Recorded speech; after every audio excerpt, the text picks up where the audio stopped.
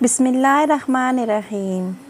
ایک شخص جھاڑیوں کے درمیان سے گزر رہا تھا کہ اس نے ایک سانپ پھنسا ہوا دیکھا۔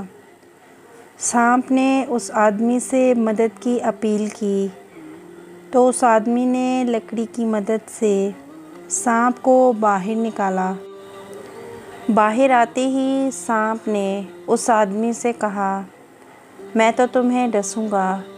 اس شخص نے سانپ سے کہا کہ میں نے تو تمہارے ساتھ نیکی کی ہے، تم میرے ساتھ بدی کرنا چاہتے ہو۔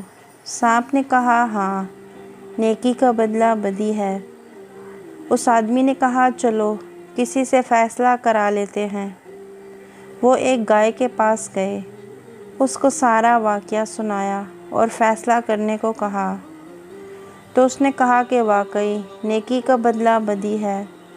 جب میں جوان تھی اپنے مالک کو دودھ دیتی تھی تو وہ میرا بہت خیال رکھتا تھا، مجھے چارہ دیتا تھا۔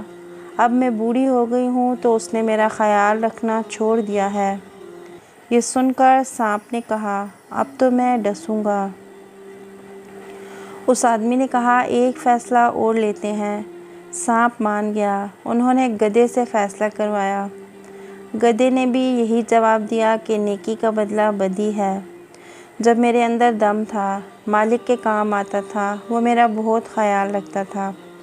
جو ہی میں بوڑھا ہوا اس نے مجھے بھگا دیا۔ سانپ آدمی کو ڈسنے ہی لگا تھا کہ اس نے منت کر کے کہا کہ ایک موقع اور دو۔ سانپ کے حق میں 2 فیصلے ہو چکے تھے، اس لیے وہ آخری فیصلہ لینے بندر کے پاس گئے۔ اس کو سارا واقعہ سنایا اور کہا کہ فیصلہ کرو۔ بندر نے کہا کہ مجھے ان جھاڑیوں کے پاس لے چلو اور سانپ کو میرے سامنے ان جھاڑیوں میں پھینکو اور پھر باہر نکالو، اس کے بعد میں فیصلہ کروں گا۔ وہ تینوں ان جھاڑیوں کے پاس چلے گئے۔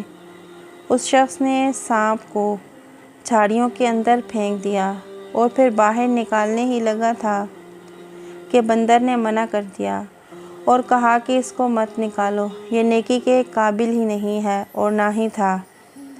وہ بندر ہم سے زیادہ عقل مند تھا۔